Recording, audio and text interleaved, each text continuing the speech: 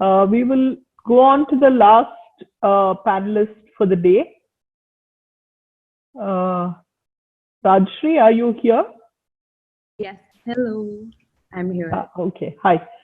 I'll just give a brief introduction. She's a visual artist and ethnographer, mixed media artist based in Pune. Her Instagram profile sums her up. She likes food, Dalit literature, and is constantly stressing about making her mom proud. I'm sure she will be at the end of today. That's so Her true. talk is titled Everyday Resistance, Reclaiming Dalit Heritage for Oneself. Over to you. Thank you. Thank you for inviting me and for all the previous panelists and your talks. So I guess the theme is redefinitions and appropriations, and I'm particularly interested in what redefinition could possibly stand for. With appropriation, I think I'll leave it to those who appropriate to figure that out. But with redefining, I guess, Dalit heritage, I think it's quite a complicated word, heritage itself. I think heritage often signifies something to do with pride. And when we're looking at Dalit communities and we're talking about heritage, it's a bit tough for me to use very easily, because there is, of course, pride, there is resistance, but there's also so much oppression and so much discrimination, and all of it seems to go hand in hand. So I in my practice, even though I'm talking about Dalit cultures, I use Dalit history. So I can sort of be neutral and include these complexities of experiences in my work. When I'm looking at Dalit history, there isn't really that much of an archive available as compared to archives of other upper caste communities, whether it's cultural or literary. And so I often go back to what I think is the root of it, which is the Manusmriti. And I guess, as we all know, the Manusmriti has all these rules which really situate caste in its place, situate the role of women, and through these rules we're able to govern how Dalit lives were empowered or disempowered. And one of the particular rules that I focus on is the denial of education, the denial of literacy, and what that exactly means. So here is a text written, and the people that it's writing against are unable to read it. It's sort of this strange dark circle. So I've been looking a lot since 2016, really thinking about the power of the written word. And when you're talking about the history of even a country, who's writing these narratives, who's got this access. And in India, it's just quite simple that most Dalit people just haven't had access to literacy, even now. So that's sort of how I usually begin my work, by thinking about that in relation to the burning of the Manusmriti, which took place in 1927 by Dr. Ambedkar in December. So he followed it from the Mahad Satyagraha that had taken place in March of 1927. And in December, he was going to go and drink water from Mahad once more as an act of resistance. But they changed their plans, I think, thinking that perhaps there's too much threat of violence. And they changed their plans and decided to burn the Manusmriti instead.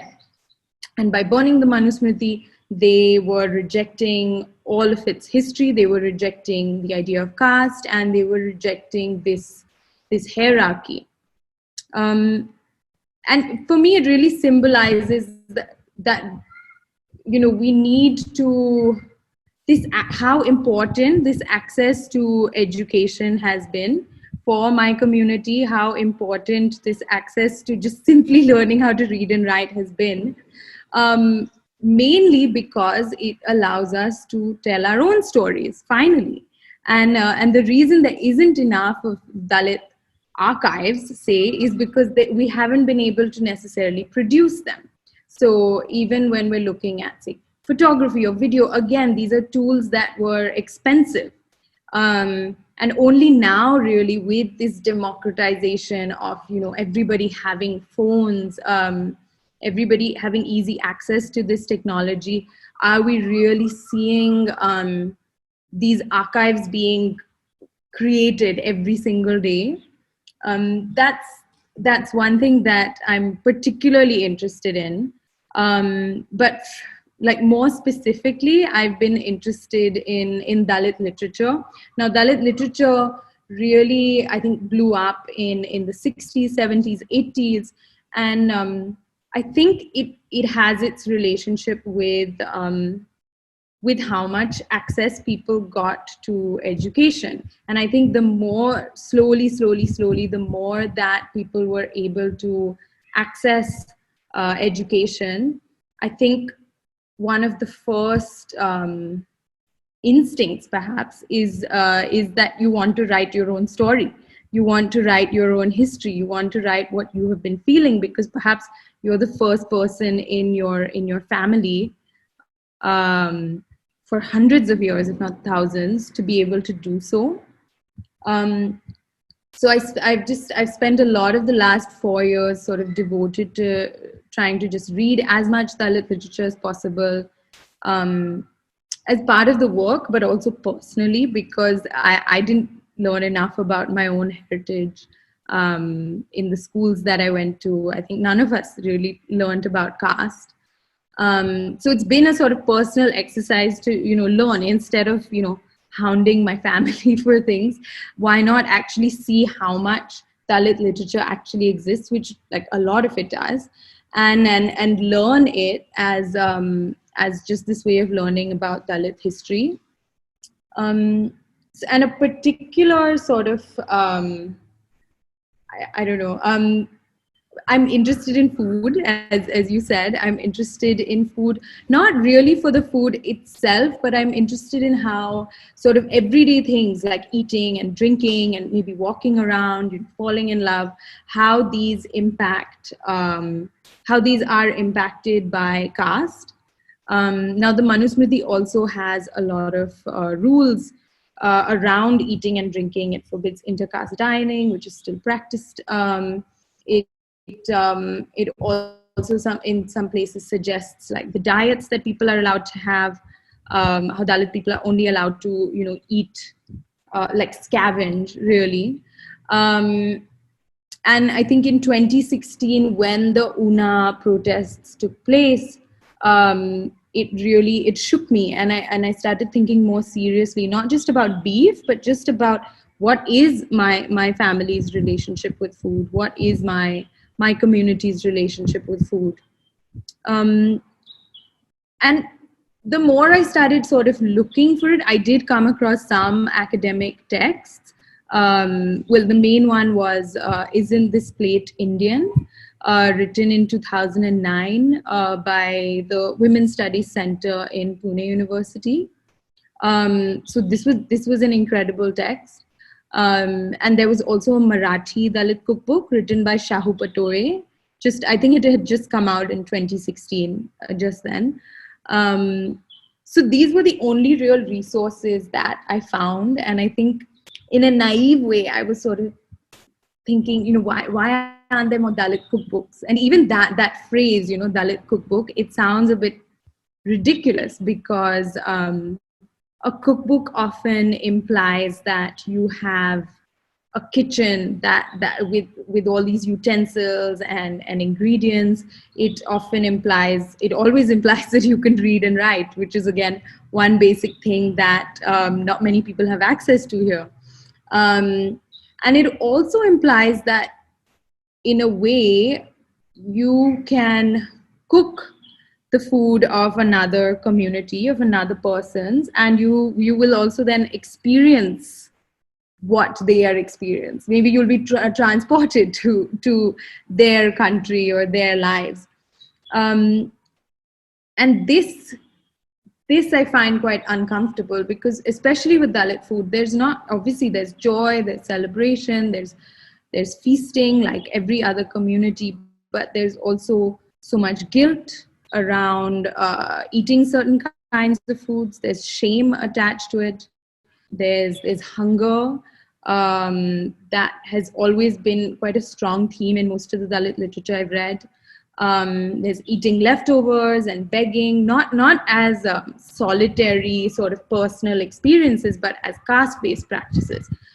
So eating leftovers, not, oh, because we don't have food today, but we've probably never had food, and this is our role in society to go get leftovers.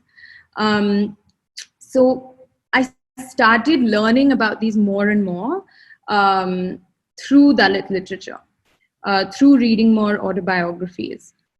And the more autobiographies I started covering, the more I felt like, wow, there's actually some of the autobiographies, maybe like 50% or 60% of the book is almost dedicated to food, not intentionally, but I think because oppression and the stomach are so sort of deeply linked together, and often autobiographies begin in this linear timeline of, when I was a child, this is what was happening. For children, I think discrimination is often felt through hunger, through not being able to eat enough.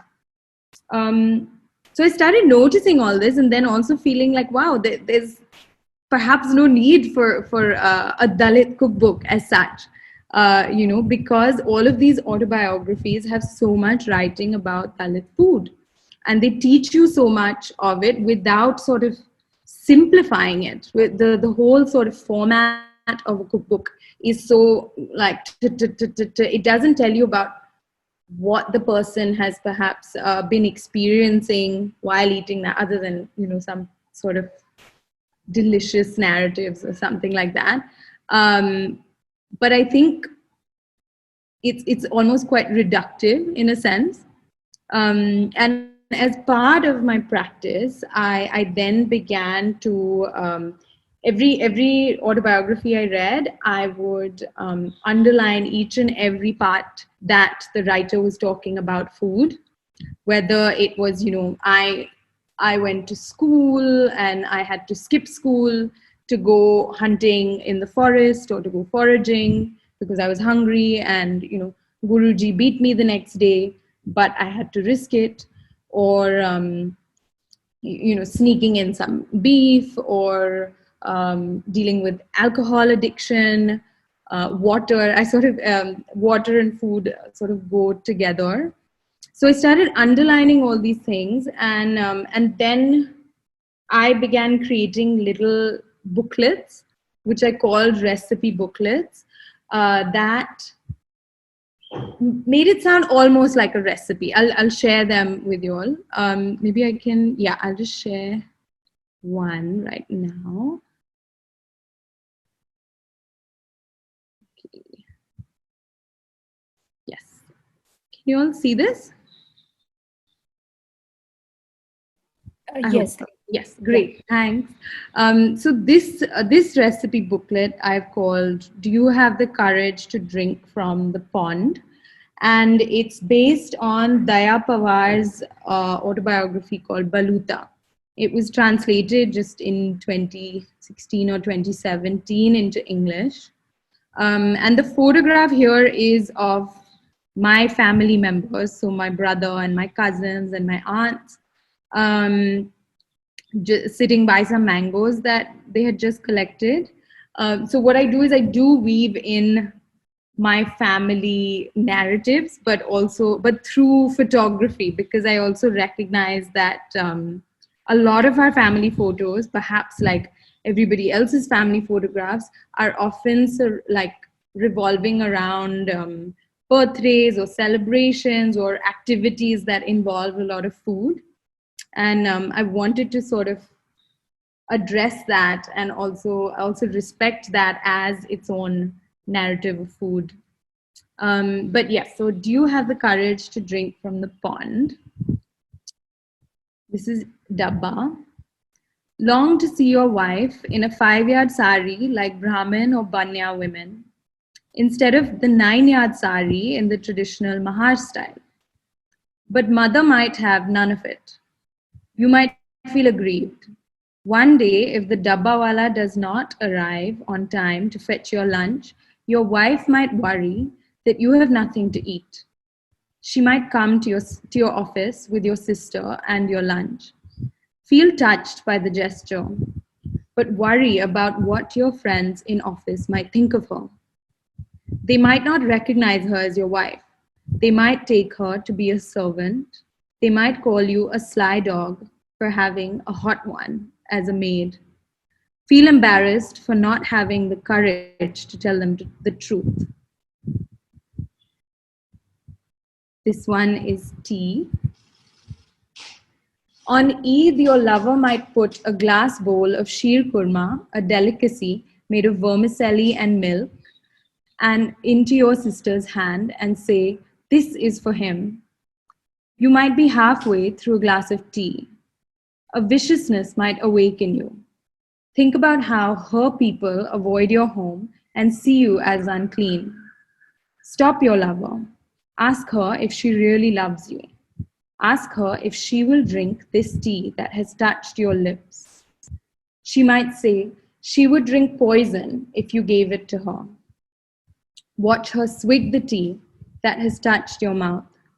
Pleasure might tingle through your body all day. Sanya. Dry pieces of beef from a carcass in the sun. Cut them into thin strips called sanya. Dry them by the fireplace. The smoke will turn them bright red. Feel proud of the Mahars when you read that they smoke pork in the West in the same way. When the tsanya are dry, cut them into pieces called todkya. Hold them in reserve for the bad months of Shravan and Ashad. Sometimes a beautiful white fungus might grow over the todkya. Maggots might sprout on them. Dry them once more in the courtyard to clean them. Guard them with sticks. Fill your pockets with crisply roasted tsanya. Go to school. Sneak off at the back of the school in the break. Have yourself a feast. A Brahmin friend might turn up and ask what you are eating all alone. Flush with embarrassment. For want of a better answer, say you are eating some crunchies. He might ask you for a taste. Hesitate. Think about what might happen if the village finds out that you have polluted a Brahmin. Your friend might plead for some. Give in. Give him some crunchies. He might love the taste. He might spread the word to his friends. They might want some crunchies too. Later, you might realize that they had known what they were eating all along, but did it all the same.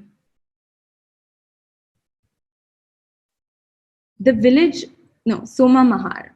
The village might be in fear of you for the poison you have developed, Soma Mahar.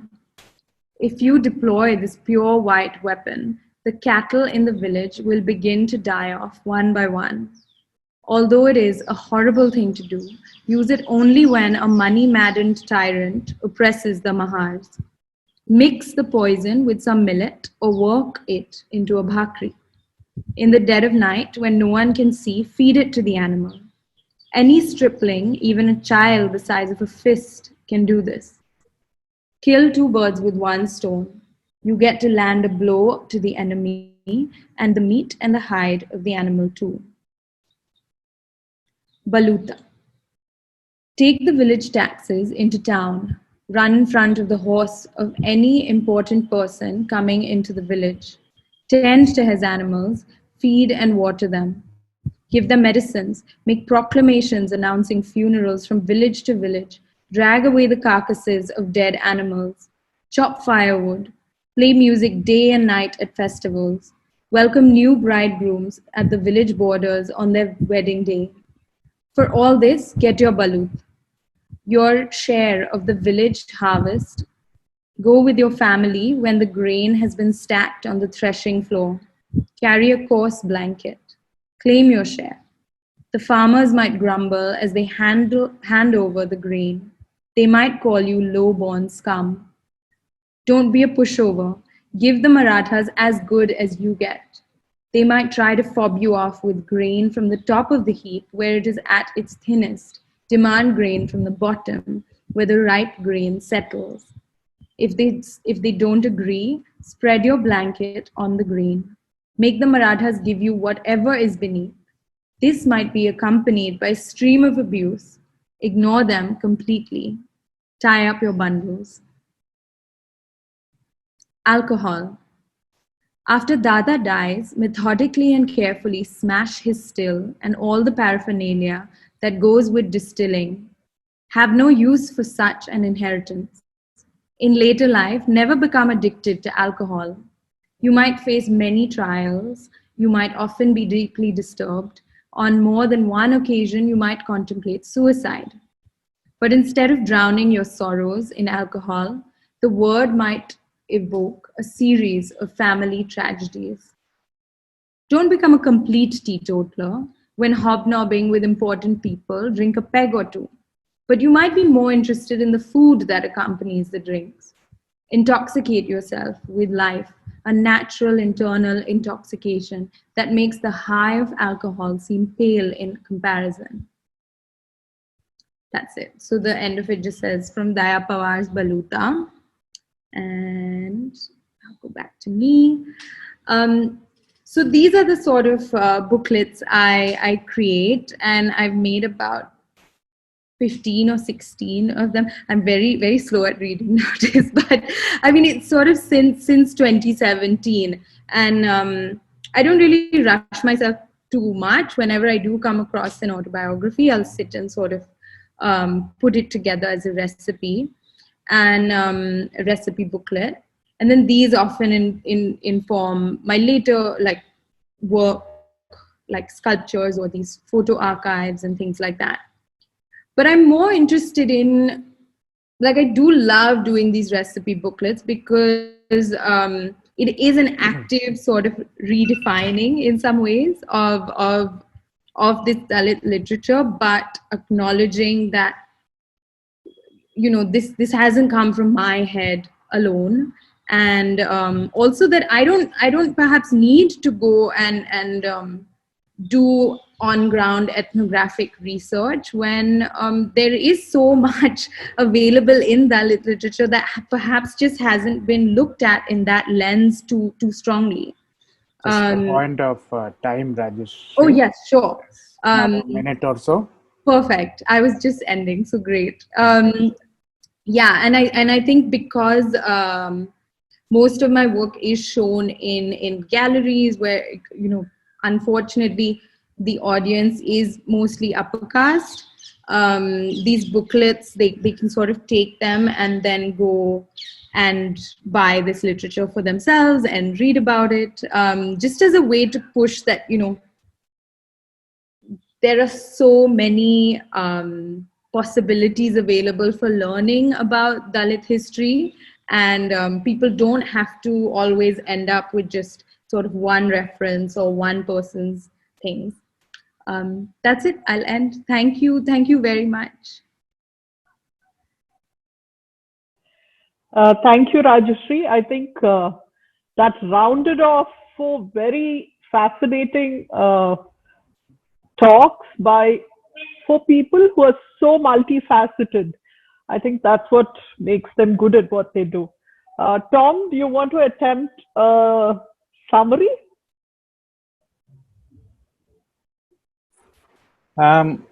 That's going to be quite a task. Are we going to take questions, or should I summarize?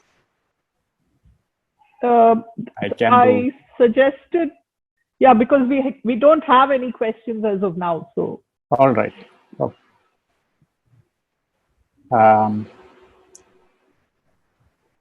Okay, that's going to be one hell of a task I trying to know. summarize um, for such so rich um, kind of engaging discussion that you almost forget to keep track of your role as a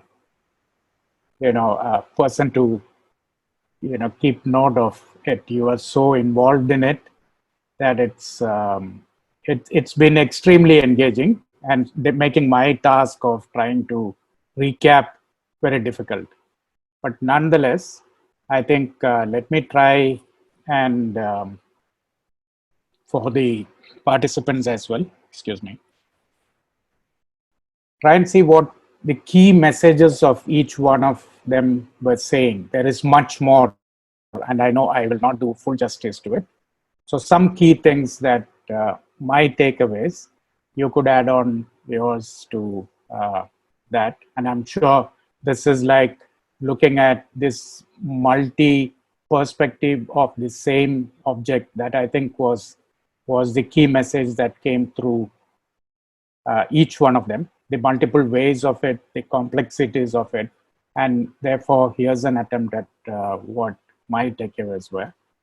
I think Gunjal began the whole thing by talking about the idea of participatory culture, and the idea of politics of this stage, and how that in a tribal culture that is come from, that is based in that it creates and looks at culture or the stage in a different kind of politics, and a politics of participation, accepting each one as they are and not as a slave to a tune or a structure or any of that. It's not about creating a power structure of performer and the spectator and so on and so forth, but it is more like a co-creator of an art. And when he was saying that, I went back to my student days when I had the fortune of actually partaking some of that immense culture of participation and open acceptance by the Uraon community in his neighboring state of Chhattisgarh. So it's that culture of participatory co-creation with no prejudices and so on and so forth. And the whole idea of dancing to survive. I think that was the key messages and key takeaways that I was able to get from that rich explanation by Gunjal. Swarnamalia, of course, talked about a huge issue around, assuming somebody as an unfinished subject. So that assumption is the problematic premise on which many conversations begin, or many conversations even takes root in. And therefore, the very beginning itself is a problematic one, particularly when we are talking about Devadasi culture, or the appropriation of the dance form, and then the attempt at reframing that into something which is so top down, something which is so based not so much in the lived reality of the person themselves, but of an external uh, uh, import, etc. And so I think her key thing was that it sums up by saying why you should not write about Devadasis. And it kind of sums up the argument in a sense that it is something problematic at multiple levels, and therefore allowing them to define themselves, redefine themselves, allowing them to find themselves, and so on and so forth. So huge amount of, like this biggest problem of this, even though talking about a power relationship and appropriation, assuming a power by considering them as an unfinished subject. So much in there for that. Madan, I think the whole idea of, the entire disconnect between uh, culture, heritage, and the lived realities of people who that culture is of. So, on the one hand, you have an art that is celebrated as World Heritage, and on the other, you see that the very same art is like nothing but denigrated as a patriarchal object of sexual desire, or not just desire. Desire is a good word. I think as an object that you can appropriate, and therefore degrading and denigrating the entire identity of the person and the art itself. And when it comes to D&T communities, particularly, not just the one community, he talked about them as a group as well. The whole idea of, how, while you can celebrate some parts of it, and while how rest of the mainstream or so-called administration, the police and so on and so forth, are caught up in the dark ages of Criminal Tribes Act and so on and so forth, while they are, without batting an eyelid, put a prefix to their name and name them as, a community with their community name as criminal tribes, while they would never say that a Brahmin thief or a thief or a caste rapist, but happily will say, name a D&T community. So the kind of, two ends of this whole idea about heritage, and heritage itself, therefore reclaiming heritage itself, not uh, in any sense an assured way of the well-being of the community. Communities continue to be marginalized while you celebrate their heritage and package it, and probably for a kind of totally different audience. So a disengaged, not political engagement with heritage is the problem, I think, which he was trying to portray. And Rajyashri, of course, in a very involved way, though I'm not a big foodie, the biggest lesson to me was that even something seemingly so innocuous as the topic of cooking, pardon my saying innocuous, I know it is much more than that.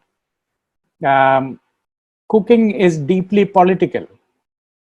It is completely, the whole idea of how discrimination often begins with hunger is like a, deep, very engaged look into the realities of Dalit life, is what that experience and that expression and what you're saying, that it, even small things like that, it kind of builds up, and you can actually see the deeper connects, the deeper deprivations, the deeper marginalization, and to me, the deeper politics, be it linked to the Manusmriti or the whole idea of denial of education and so on, which I think Rajyashri brought out very, very eloquently and clearly, and through much of that writing